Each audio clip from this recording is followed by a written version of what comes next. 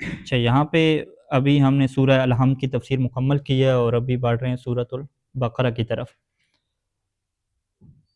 تو یہاں پہ ابھی آپ دیکھیں گے کہ سورہ الحمد کی جو مصنف نے تفسیر بیان کی ہے اس میں علم نحو کو بہت زیادہ جو ہے وہ لے کر ہے، نحوی ترکیب اور قواعد کو، اور اسی طریقے سے بلاغی جو نکات ہیں ان کو زیادہ لے کر ہے۔ تو ابھی تھوڑا سا انداز کیا ہے مصنف کا بدلے گا، اور زیادہ جو ہے وہ نہیں چھیڑیں گے ابھی نحو وغیرہ۔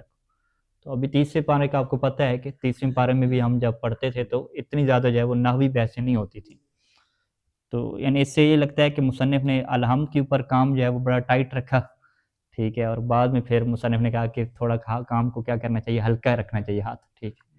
تو اسی لیے جو ہے وہ ابھی ہمیں جو چیزیں زیادہ نظر آئیں گی کہ جو مصنف نے شروع میں مقدماتی جو بحث تھی، شاید وہ چھٹیوں سے پہلے ہمارا درس ہوا تھا، اس میں مصنف نے کیا بیان کیا تھا کہ جتنی بھی روایات اہل بیت علیہ السلام ہیں اس کے اندر جو جو معنی ذکر ہوئے ہیں، اس بات سے قطع نظر کہ وہ سنی روایات ہیں، شیعہ روایات ہیں، صحیح ہیں، ضعیف ہیں، وہ جتنے بھی معنی ذکر ہوئے ہیں میں سب کا کیا خلاصہ بیان کر کے اشارے کے طور پہ لکھ دوں گا، یعنی یہ واضح نہیں کروں گا کہ یہ کس روایت میں آیا ہے، بس جو خلاصے کے طور پہ ہوگا اس کو کیا بیان کر دوں گا۔ یعنی ابھی جو مصنف کسی بھی آیت کے معنی کے بارے میں کہیں گے نا کہ اس کے 2 احتمال ہیں، 3 احتمال ہیں، 4 اس کے احتمال ہیں، ممکن ہے یہ معنی مراد ہو، ممکن ہے یہ معنی مراد ہو، تو اس کے پیچھے کیا یہ روایات ہیں ساری کی ساری، لیکن اس کے اوپر تحقیق پیش نہیں کی، کیونکہ یہ کتاب کیا ہے اجمالی طور پہ ہمارے تعارف کے لیے ہے کہ کم از کم قرآن کی مختلف ہمیں پتہ ہو کہ کیا کیا معنی جو ہے وہ روایات میں بیان ہوئے ہیں اور کیا کیا اس کے ممکنہ معنی ہیں، ٹھیک ہے۔ اس طریقے سے کیا ہے ایک ابتدائی آشنائی کے لیے، مزاج سمجھنے کے لیے۔ تو سورۃ البقرہ کا آغاز ہوتا ہے بسم اللہ الرحمن الرحیم سے، اور بسم اللہ الرحمن الرحیم میں ہم نے بھی کہا ہے کہ یہ ہر سورۃ کا جز ہے، ٹھیک ہے۔ اس کے بعد کیا ہے الف لام میم ہے۔ تو آغاز کہتے ہوتے ہیں کہ سورۃ البقرہ میتان و ستم و ثمانون آیتم مدنیتن، میتان 200، ستم و ثمانون 86، ٹھیک ہے جی، 286 کیا ہیں، آگے تمیز آگے اس کی آیتم مدنیتن، اس کی 286 آیات ہیں اور ساری کی ساری مدنی ہیں، یعنی مدینہ میں نازل ہوئی ہیں۔ بسم اللہ الرحمن الرحیم کے بعد کہتے ہیں الف لام میم، جسے حروف مقطعات کہتے ہیں۔ اس کے بارے میں کیا کیا جو ہے وہ اقوال روایات میں اور دیگر تفاسیر میں واقع ہوئے ہیں، ان کو کیا بیان کر رہے ہیں۔ قیلہ، پہلا قول کہ ہی اسماء للسور، کہ الف لام میم کیا ہے، یہ بہت ساری صورتوں کے نام ہیں، ٹھیک ہے جی۔ تو یہ صورتوں کے ناموں کو کیا ہے یہاں پہ الف لام میم کے اندر کیا ہے شارٹ کٹ میں ذکر کر دیا گیا، یہ پہلا احتمال ہو گیا۔ اسماء للسور، بہت ساری صورتوں کے نام کیا ہیں، قرآن میں جو صورتیں ہیں، ٹھیک ہے۔ قرآن میں کتنی صورتیں ہیں، 114 ہیں، ہاں،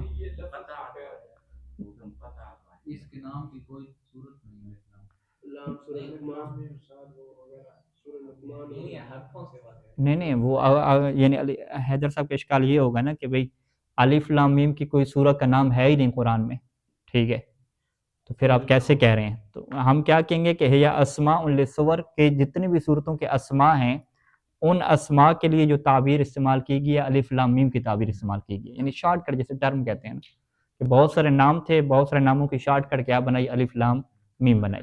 یہ کیا پہلا احتمال ہو جائے گا، الف لام میم سے کیا مراد ہے، قرآن کی بہت ساری صورتوں کے نام جو ہیں وہ اسی کے اندر کیا آ جاتے ہیں، ٹھیک ہے، یہ ایک احتمال ہے۔ دوسرا کیا ہے کہ قیلا مختصرۃ من کلمات، کہ یہ جو ہے وہ صورتوں کا اختصار نہیں ہے، صورتوں کے ناموں کا اختصار نہیں ہے۔ پہلا کیا ہوگا کہ صورتوں کے جتنے نام ہیں سب کو جو ہے وہ مختصر کر کے الف لام میم میں کیا ڈالا، ٹھیک ہے۔ اب وہ کیسے ہیں اس کی تفسیر مصنف نے بیان نہیں کی، کہ ہو سکتا ہے الف سے مراد الحمد ہو، لام سے مراد کیا ہے، لام والی صورت کون سی ہے، سورہ لقمان ہو مثلاً، ٹھیک ہے، میم سے مراد کیا ہے، سورہ محمد ہو، ٹھیک ہے، اس طریقے سے ہو سکتے ہیں۔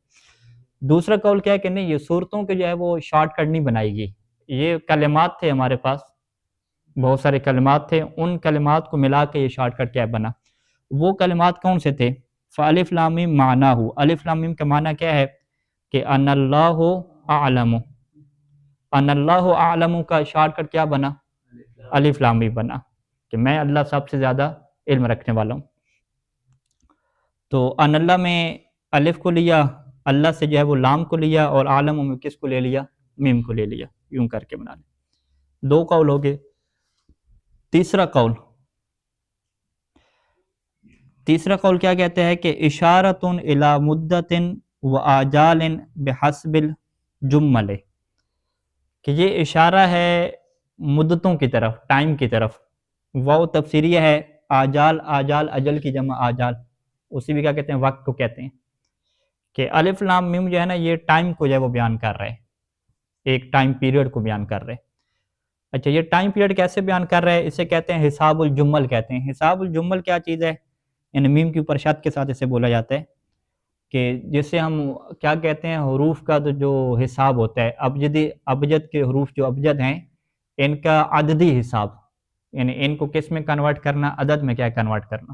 ٹھیک ہے جی. یعنی آپ یہی بات جو ہے نا چیٹ جی پی ٹی وغیرہ سے پوچھیں گے کہ حروف کا جو حساب الجمل ہے وہ کس طرح سے ہوتا ہے، کہ کس حرف کا کیا عدد ہے، تو وہ آپ کو کیا حرف کا عدد نکال کے دے گا. تو الف کا وہ آپ کو ایک عدد نکالے گا، لام کا ایک عدد نکالے گا، میم کا کیا ایک عدد نکالے گا. تو وہ کہتے ہیں کہ ٹوٹل جو ہے نا اس کے 71 جو ہے وہ عدد بنتا ہے، 71. اب 71 جو ہے نا 71 سال اس سے مراد ہیں، اس کے بارے میں پھر مختلف نظریات ہو جائیں گے کہ ہر 71 سال بعد کیا نہیں ہوتا، کوئی نئی تبدیلی ہوتی ہے، نئی جنگ ہوتی ہے، کیا ہوتا ہے، بہر مختلف چیزیں ہو سکتی ہیں.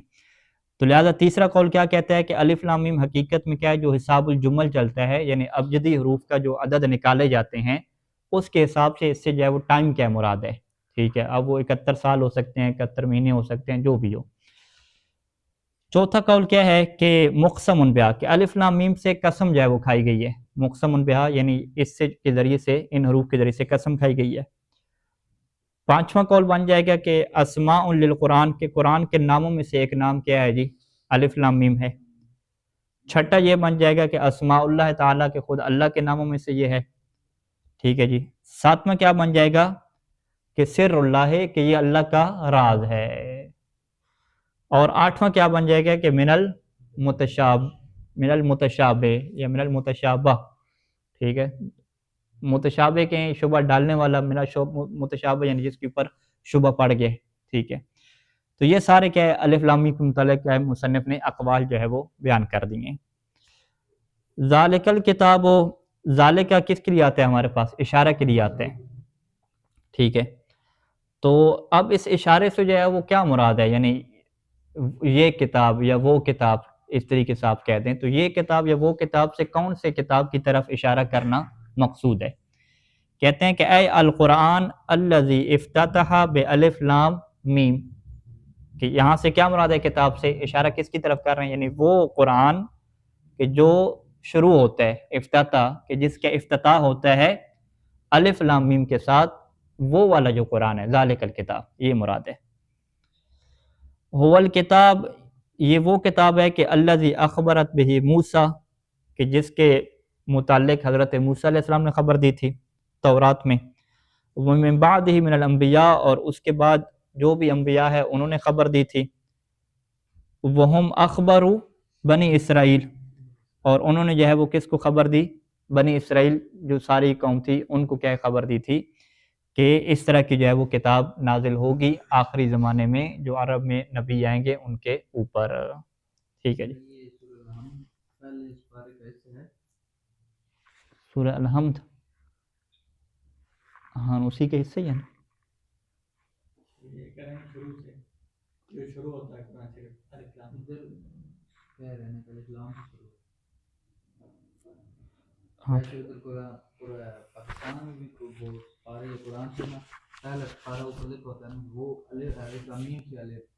ہاں ہاں الحمد کو شامل نہیں کرتے.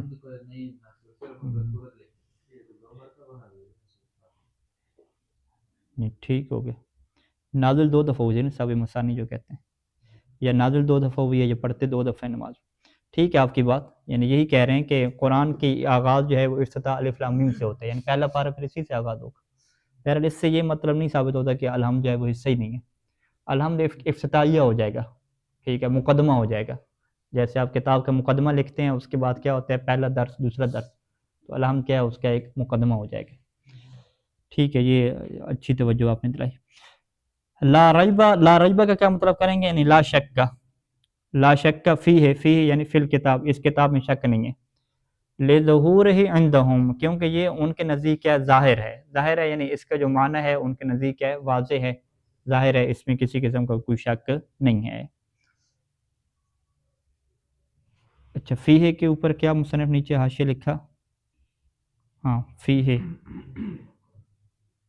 فیہ فیہ فیہ یوں فیہ حیث واقع وقضا نظارہ مما کان قبل ہائے ضمیر یا ساکن۔ اچھا، وہ ایک بحث لکھی کہ فی ہے کو ہی کیوں پڑھتے ہیں، وہ ہمارے پاس بحث ہے، آپ نے پڑھی ہوگی شد العرف وغیرہ میں بھی، کہ ہا جو ہے وہ اس کو مقصور کرتے ہیں اگر اس سے پہلے کیا جائے ساکن ہے نا، فی ہے پڑھتے ہیں، یا اس سے پہلے کسرہ ہو جیسے بہی ہے، ٹھیک ہے، اگر اس سے پہلے فتح ہو تو پھر کیا لہو پڑھ دیتے ہیں نا، ہو کیا ہو جاتی ہے مضموم ہو جاتی ہے، لہٰذا فی ہو کی بجائے کیا اس میں فی ہے کیوں پڑھا ہے، کیونکہ اس سے پہلے جائے ساکن تھی، ٹھیک ہے۔ اچھا، تو لا شکہ کا مصنف نے کیا معنی کیا کہ یہ چونکہ اس کا جو معنی ہے وہ ظاہر تھا ان کے نزدیک، لہذا معنی ظاہر ہونے کی وجہ سے کیا اس میں کوئی ان کو شک نہیں ہوتا تھا، اور یہ بات واضح ہے کہ جو اس زمانے کے عرب تھے ان کے نزدیک اس کے معنی کیا ہوتے تھے، واضح ہوتے تھے سوائے متشابہات کے۔ ہدن یہ ہدایت ہے، ہدایت کا کیا مطلب ہے، یعنی بیان من الضلالت، کہ یہ جو ہے وہ بیان کرتا ہے کس کی چیز کو، ضلالت سے، یعنی ضلالت سے بیان ہے، یعنی ضلالت اور گمراہی کو ختم جو ہے وہ کرنے کے لیے یہ کیا ہے جی بیان ہے۔ للمتقین، متقین کے لیے یہ کیا ہدایت ہے، ہدن للمتقین کا نا، ٹھیک ہے۔ اب یہاں پہ مصنف اس چیز کو واضح کریں گے کہ متقین کے لیے ہدایت ہونے کا کیا معنی ہے۔ متقین کے پہلے تفسیر کرتے ہیں کہ متقین سے کیا مراد ہے۔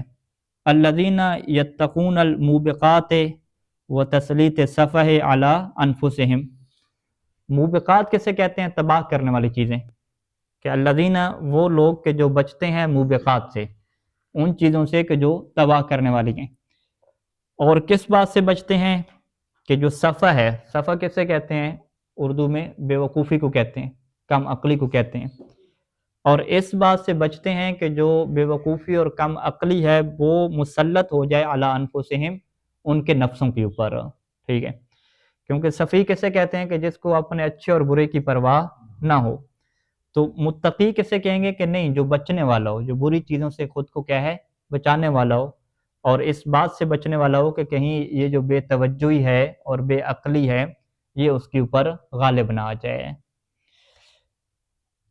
وَہُدًى خبر محذوفن، یہ جو ہدن ہے یہ کیا ہے، کہتے ہیں یہ خبر ہے، کس کی خبر ہے، خبر و محذوفن، محذوف کی کیا خبر ہے، محذوف کی خبر، یعنی محذوف کو آپ بنا دیں گے کہ ھذا ھدن کہہ دیں گے کہ یہ کیا ہدایت ہے، ٹھیک ہے۔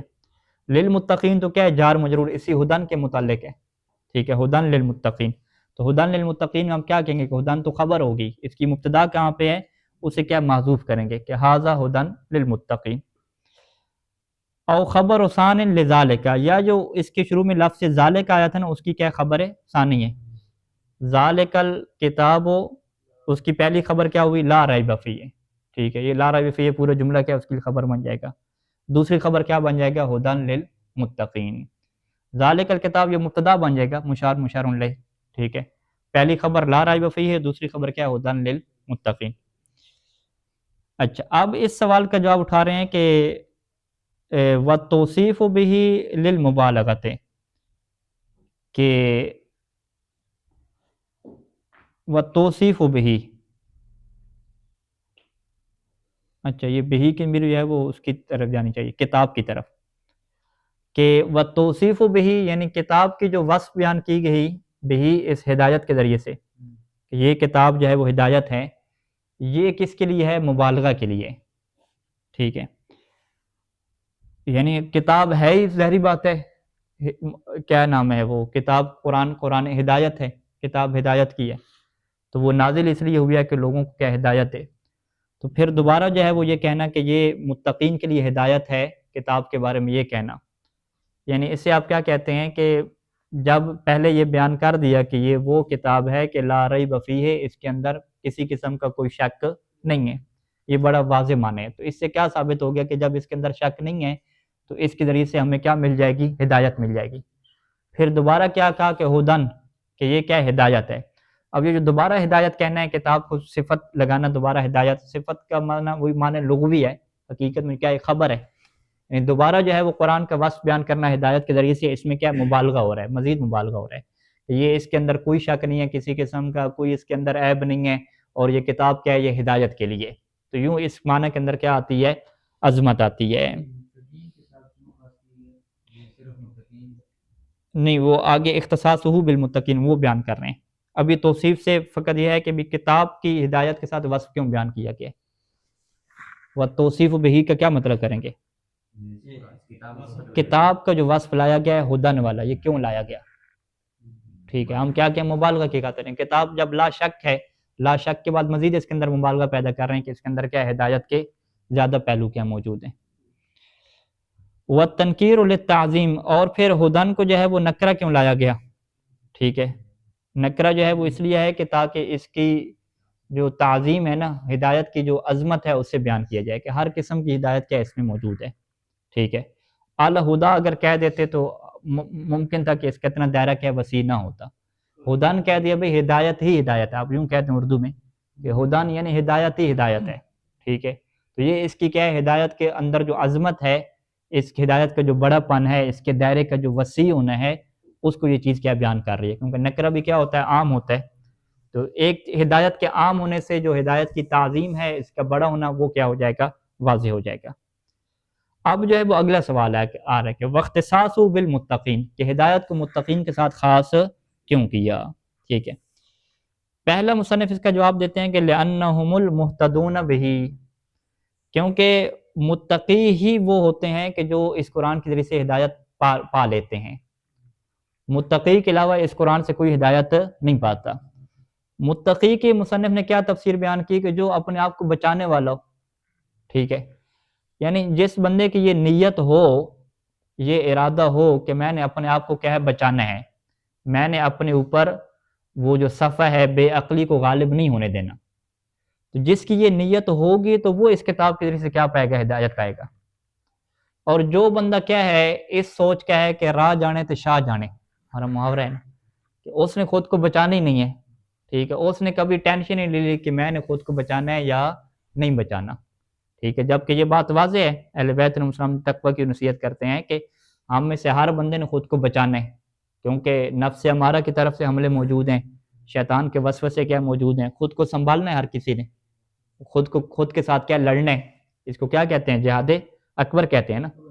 تو جہاد اکبر کی جو نیت کرے گا، جس کو یہ پتہ چلے گا کہ بھئی مجھے اپنے آپ کو سنبھالنا ہے اور مجھے اپنے آپ کو کیا بچانا ہے، تو جو بچانے والا خود کو بنے گا تو کتاب کیا اسے ہدایت دے گی. تو جس نے بچانے والا خود کو بنایا ہی نہیں ہے تو کتاب اس کو کیا ہدایت دے. ٹھیک ہے، وہ تو ایسے ہی ہوگا کہ مکہ میں جو ہے وہ 13 سال تک اللہ کے رسول جو ہے وہ تبلیغ فرماتے رہیں گے اور ان کو ہدایت نہیں ملے گی. جبکہ مکہ سے جو ہے وہ دور کیا ہے، 450 کلومیٹر دور مدینہ والے لوگ فقط سن کے آ جائیں گے اور وہ کیا ہدایت پا جائیں گے، کیونکہ وہ چاہتے تھے کہ ہم بچیں اس مشکلات سے، ان کے ذہن میں تھی بچنے کی بات. ٹھیک ہے، تو اس سے ہم کیا کہتے ہیں اپنے طلاب کے لیے کہ جس بندے کی نیت ہے پڑھنے کی اور اس نے یہ ارادہ بنایا ہوا ہے کہ میں نے قرآن اور اہل بیت کو سمجھنا ہے اور اپنے آپ کو میں نے بچانا ہے، تو وہ تو جو ہے وہ پڑھ لے گا، اسے ہدایت و توفیق مل جائے گی. جس نے ابھی تک نیت نہیں کی، ٹھیک ہے، اس کی کیا مشکلات ہیں. تو ہمارے استاد بھی یہ کہتے ہیں کہ اصل مشکل کیا ہے کہ آپ لوگوں نے پڑھنے کی نیت ہی نہیں بنائی ابھی تک. ٹھیک ہے، وہ کہتے ہیں جب انسان نیت بنا لیتا ہے، ارادہ کر لیتا ہے، تو وہ پھر پہاڑوں کو بھی چیر کے رکھ دیتے ہیں. ابھی انہوں نے کیا مشکل آپ لوگوں کی کیا ہے کہ آپ کی نیت ہی سیدھی نہیں ہوئی. ٹھیک ہے، نیت سیدھی نہیں ہوئی. ابھی یہی آیت مجھے یاد آ گئی کہ مشکل کیا ہے کہ ابھی تک متقی نہیں بنے. متقی کیا مطلب، ان خود کو ابھی تک ہم مصیبتوں سے بچانے والے بنے ہی نہیں ہیں. ہم نے یہ ارادہ کیا اور نیت کی ہو کہ ہم اپنے آپ کو مشکلات سے بچائیں گے، یہ ٹینشن نہیں لی نا کبھی. تو جو بندہ ٹینشن نہیں لیتا اپنے آپ کی، تو وہ کیسے جو ہے وہ قرآن اس کو کیا ہدایت دے گا. تو لہٰذا اسی وجہ سے قرآن نے کیا کہا کہ ہدن للمتقین، یہ قرآن مجید کی کتاب ہدایت ہے. لیکن کن لوگوں کے لیے؟ جو ٹینشن لیتے ہیں، جو اپنے آپ کو کیا ہے موبقات سے، مصیبتوں سے بچانے کی کیا سوچ رکھتے ہیں، تو ان کے لیے کیا ہے یہ ہدایت ہے. یہ پہلا معنی ہو گیا.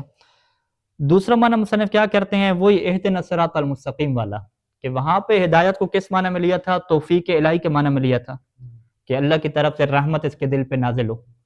تو یہاں پر بھی ہدایت کس معنی میں ہو جائے گی کہ قرآن مجید کیا ہدایت ہے، یعنی توفیق اور رحمت ہے متقین کے لیے. کہ جو بندہ اپنے آپ کو تقوی کے راستے پہ رکھے ہوئے ہے تو اس سے بھی کیا چاہیے، توفیق الہی کا دوام چاہیے. وگرنہ تو کیا ہے، ایک دن ٹائم ٹیبل چلتا ہے، 2 دن چلتا ہے، تیسرے دن پھر کیا وہی حالت ہو جاتی ہے. تو تو اسے ایک دائمی چیز چاہیے کہ جو اس کے دل کو مضبوط کرے، یعنی اسے ایک ہدایت باطنی چاہیے، اندر اس کے کیا ہے، ایک جوش اور جذبہ اس کا چاہیے.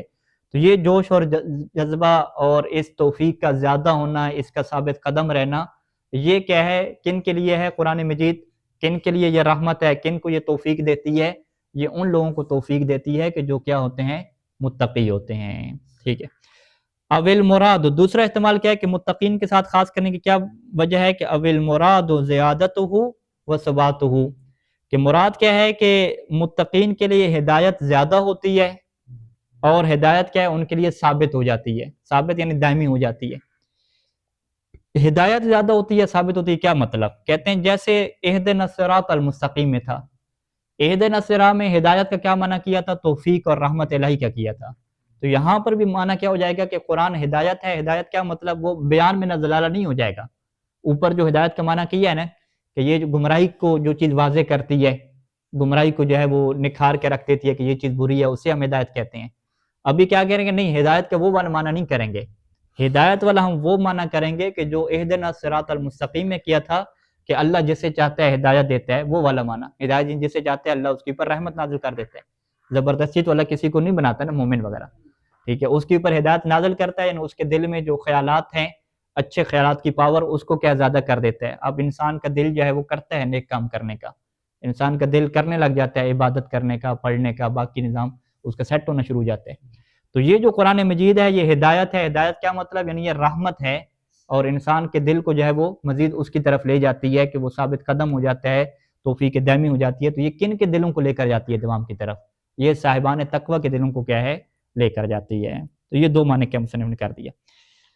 اس کے بعد جو ہے وہ متقین کی صفات بیان ہو رہی ہیں کہ الذین یؤمنون بالغیب، کہ جو کس کے اوپر ایمان رکھنے والے ہوتے ہیں؟ غیب کے اوپر. غیب سے کیا مراد ہے؟ کہتے ہیں کہ بما غاب عن حواسہم، وہ چیزیں کہ جو ان کے حواس سے کیا ہیں، حواس خمسہ سے غائب ہیں، جسے یہ ظاہری آنکھوں سے نہیں دیکھ سکتے. وہ کیا کیا چیزیں من بیان کر رہے ہیں. من معرفت صانع، صانع کیا مطلب؟ اس کائنات کا بنانے والا، اس کی معرفت ہوگی. و صفات ہی، اس کی صفات کی معرفت ہوگی. نبوت کی معرفت ہوگی. و قیام القائم، قائم آل محمد کے قیام کی معرفت ہوگی. رجت کی کیا معرفت ہوگی؟ بعث، اٹھنا قیامت کے دن، وہاں پہ حساب کتاب، جنت اور جہنم. یہ جتنے عقائد ہیں یہ سارے کے عقائد کس میں جاتے ہیں؟ غیب میں جاتے ہیں نا. ٹھیک ہے، یہ ظاہری بات ہے، کسی کو آپ دکھا تو نہیں سکتے. یہ ساری چیزیں کیا ہیں؟ غیب کی ہیں، کہ جو حواس سے کیا ہیں؟ غیب ہیں. وگرنہ انسان کی عقل سے یہ چیزیں غیب نہیں ہیں. تو غیب سے کیا مراد ہے کہ جو ظاہری حواس سے غائب ہوں ان کے اوپر ایمان رکھتے ہیں، لیکن عقل کے اوپر تو وہ چیزیں کیا حاضر ہیں. عقل کے نزدیک تو بڑی کیا واضح طریقے سے ہیں، دلی طور پہ تو وہ چیزیں کیا واضح ہیں. جیسے اہل بیت علیہ السلام فرماتے ہیں کہ وہ خدا جس کو ہم نے کس سے دیکھا ہے؟ دل کی آنکھوں سے دیکھا ہے، بصیرت کی آنکھوں سے دیکھا ہے، ظاہری آنکھیں تو اسے نہیں دیکھ سکتی. اچھا، اگلا جو ہے کہ وَيُقِيمُونَ الصَّلَاةَ، کہ جو نماز کو قائم کرتے ہیں. اب یہاں پہ مصنف اس کو واضح کرتے ہیں کہ نماز کو قائم کرنا کیا ہوتا ہے. ایک دفعہ ہم کیا کہتے ہیں؟ سلو، نماز پڑھو. ٹھیک ہے، ایک دفعہ کیا ہے؟ نماز کا قائم کرنا. تو نماز کے قائم کرنے کی تفسیر یہ کرتے ہیں کہ نماز کو تمام شرائط اور آداب کے ذریعے سے جب بجا لایا جائے گا تو پھر کہا جائے گا کہ اس نے نماز پڑھی نہیں ہے بلکہ نماز کو کیا ہے؟ قائم کر دیا ہے. وہ کیسے؟ بے اتمام رکوعہا و سجودہا، کہ نماز کے رکوع کو مکمل طریقے سے انجام دیا جائے. اتمام، ٹھیک ہے، جو روایات میں موجود ہے کہ آپ کی کمر بالکل کیا ہے؟ سیدھی ہو، اور مکمل طریقے سے وہاں پہ ذکر پڑھیں آپ، اور اس میں کیا ہے؟ 3 دفعہ سبحان اللہ درود کا کیا ہے؟ ذکر کریں. اسے کیا کہتے ہیں؟ کہ خوبصورت طریقے سے رکوع کو انجام دینا. رکوع، ہاں، بے اتمام رکوع ہے. نہیں، رکوع سجود. نماز میں کتنے؟ ایک ہی رکوع ہوتے ہیں نا، ہر رکعت میں ایک رکوع ہوتا ہے. ہر رکعت میں ایک ہوتے ہیں، کیونکہ ہر رکعت میں 2 سجدے ہوتے ہیں. دو کلام عرب میں جمع نہیں ہوتے، لیکن جو جمع کے اطلاق ہے 2 کے اوپر بھی ہوتے ہیں. جمع کے 1 کے اوپر بھی اطلاق ہوتا ہے، 2 کے اوپر بھی ہوتے ہیں، 3 کے اوپر بھی ہوتے ہیں. یہ چلتا رہتا ہے نا. ہاں، اچھا. جو سیدھی سیٹ نہ ہو، آگا والا قانون اپنا کہ یہ بلاغت. وہ ہمارے مومن ہے نا، کہتے ہیں وہ جو غلط استدلال کرتے ہیں، شہادات کا لفظ آیا نا، کہ جو اپنی شہادات کو قائم کرتے ہیں. کہتے ہیں شہادات جمع ہے عربی میں، جمع کتنے پہ ہوتا ہے؟ 3 پہ ہوتا ہے، پس 3 گواہیاں ہوں گی، ٹھیک ہے۔ تو ہم کیا کہتے ہیں، ادھر قرآن میں ہے کہ جو مومنین کے درمیان کیا ہے، صلح کراتے ہیں، تو مومنین کیا ہے، جمع ہے، جمع کیا ہے 3 کی ہوگی، لہٰذا 2 بندے لڑ رہے ہوں گے تو آپ نے صلح نہیں کروانی، آپ کہیں گے پہلے 3 پورے کرو، ٹھیک ہے، تب ہم صلح کرائیں گے۔ تو یہ قرآن نے تو اس چیز کو توڑا ہے نا۔ اب انا کا حکم آیا اپنے بیٹوں کو لے کر اب آؤ، اپنی بیٹیوں کو لے کر آؤ، ٹھیک ہے، تو اللہ کے رسول ایک بیٹی کو لے کر گئے، 2 بیٹوں کو لے کر گئے، جمع کے اوپر عمل ہی نہیں کیا، پھر اللہ کے رسول نے مخالفت کی کیا؟ تو یہ چلتا رہتا ہے۔ شہادات جو گواہیاں قائم کرتے ہیں، امانتوں کی، جی امانتوں کو ادا کرنے ہوتے ہیں، امانات کیا ہے جی؟ جمع ہے، آپ کے ہم امانت آپ کی تب ادا کریں گے جب 3 امانتیں آپ رکھوائیں گے، 1 یا 2 کے اوپر حکم ہی نہیں ہے ادا کرنے کا، یہ تو نہیں ہے۔ وہاں پہ آپ کیا کہتے ہیں بھائی، جمع کی تعبیر آئی ہے، استعمال واحد کے لیے ہو رہی ہے، ٹھیک ہے، مشکل نہیں ہے اس میں۔ اچھا، تو رکوع کو مکمل کرتے ہیں، اور کیا ہے جی، سجود کو مکمل کرتے ہیں۔ اور سجود کا مکمل کرنے کی شرائط کیسے ہیں کہ مکمل جو اعضائے سبع ہیں وہ آپ کے زمین کے اوپر لگیں، اور مکمل کیا جسم آپ کا ساکن ہو، حرکت میں کیا نہ ہو۔ اس کے علاوہ آپ نماز کے اندر جو مشکلات ہیں، یعنی جو آپ پڑھ چکے ہیں کہ جو روایات میں ہے کہ چور جو سب سے بڑا چور جو شمار کیا گیا ہے، اس کے لیے کیا ہے، سارق الصلاۃ، جو نماز میں کیا کرتا ہے، ڈنڈیاں اور چوریاں مارتا ہے۔ تو اس میں کیا ہے، آپ یہ دیکھیں کہ نماز کا رکوع سجدہ مکمل صحیح طریقے سے نہیں کرتا، جلدی سے کرتا ہے، 2 سجدوں کے درمیان بیٹھتا نہیں ہے، اور 2 سجدوں کے بعد بیٹھتا نہیں ہے، جسے جلسہ استراحت کہتے ہیں، دوسرے سجدے کے بعد سیدھے اوپر چلا گیا، ٹھیک ہے۔ اور اس کا جو جسم کے اندر جو سکون ہے وہ نماز کے دوران نہیں ہے، خصوصاً اذکار کے وقت، یعنی یہ سید سیستانی دامۃ اللہ علیہ کی احتیاط واجب ہے کہ اگر آپ جو ہے وہ ذکر جو پڑھتے ہیں، جیسے آپ نے سوا ایک کے بحول اللہ وقوت ہی اقوم واقود کے، وہ حرکت میں آپ پڑھ سکتے ہیں، ٹھیک ہے۔ اس کے علاوہ جب بھی آپ اللہ اکبر پڑھیں گے، سامع اللہ لمن حمدہ پڑھیں گے، درمیان میں استغفر اللہ پڑھیں گے، اس میں جسم کا ساکن ہونا کیا ضروری ہے۔ اور اگر آپ جان بوجھ کے جسم کو حرکت دیں گے ذکر کے وقت، تو آپ کی نماز کیا ہو جائے گی، باطل ہو جائے گی۔ یعنی جیسے آپ نے کیا ہے، رکوع سے اوپر اٹھے، آپ نے کیا کہنا تھا، سامع اللہ لمن حمدہ، اللہ اکبر، تو رکوع سے اٹھنے کے بعد جسم جب ساکن ہو جائے تو پھر سامع اللہ لمن حمدہ کہیں، اور پھر اسی سکون کی حالت میں کیا ہے، اللہ اکبر کو مکمل کریں، اور پھر اس کے بعد کیا ہے، سجدے میں جائیں۔ تو ہوتا کیا ہے کہ سامع اللہ لمن حمدہ کہہ کے اللہ اکبر، وہ یعنی حرکت کی حالت میں ہے، اور کدھر جا رہے ہیں جی، سجدے میں جا رہے ہیں۔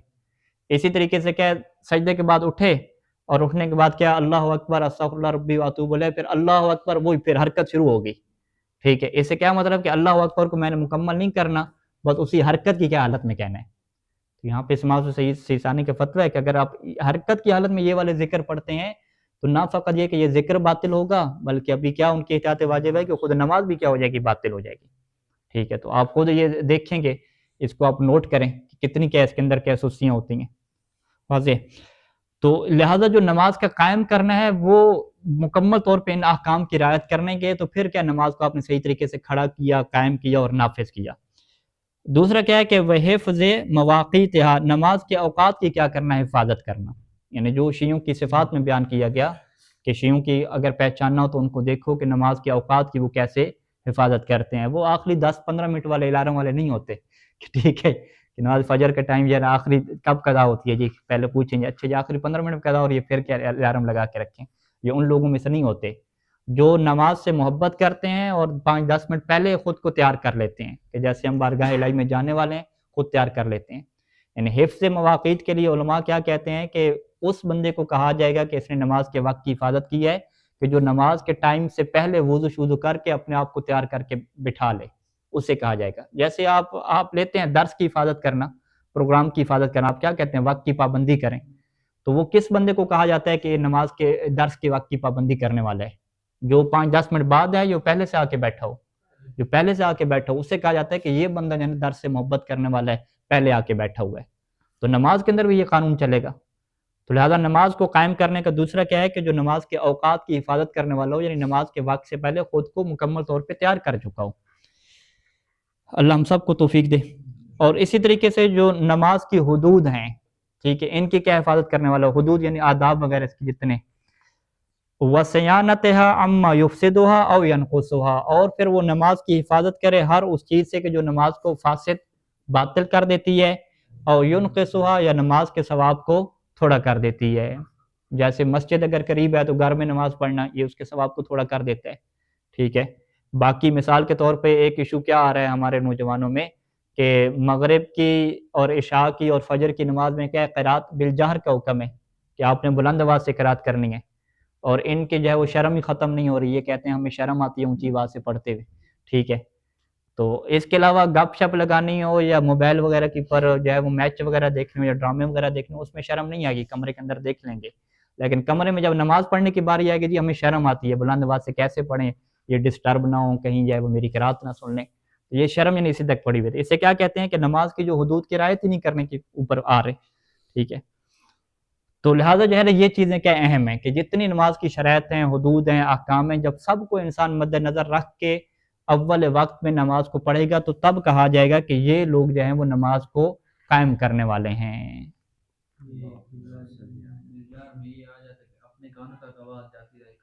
نہیں، اپنے کانوں تک نہیں، اس کا عرف کے اوپر چھوڑ دیا۔ عرف یہ کہ ہے کہ آپ بلند آواز سے پڑھ رہے ہیں۔ عرف کب کہتے ہیں بلند آواز سے پڑھ رہے ہیں کہ جب کم از کم ساتھ والا بندہ سنے نا، ٹھیک ہے۔ آپ کیا کہتے ہیں، ایک دو بندے نے سنے ہی نہیں، آپ نے کہا میں تو بلند آواز سے پڑھ رہا تھا، کیسے کہیں گے آپ کو؟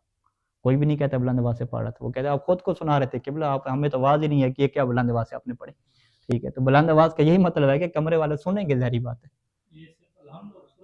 ہاں، الحمد اور جو سورہ ہے، ہاں باقی اذکار میں استحباب ہے، اگر بلند نہ بھی پڑھیں تو ٹھیک ہے، لیکن الحمد اور سورہ تو بلند پڑھیں، ٹھیک ہے، یہ تو ہے واضح۔ ہاں کیا چیز؟ ہاں وہ بھی بلند آواز سے پڑھ سکتے ہیں ظہرین، باقی فقط یہ اس میں تو اخفات ہے، واجب اخفات۔ اچھا ٹھیک ہو گیا جی، کافی ہے جی انشاءاللہ، اور خرچہ نہیں کرنا ابھی تک، وَمِمَّا رَزَقْنَاهُمْ يُنْفِقُونَ۔ اچھا چلیں، نماز بھی کافی ہو گئی جی۔ اللہم صلی علی محمد وعلی محمد۔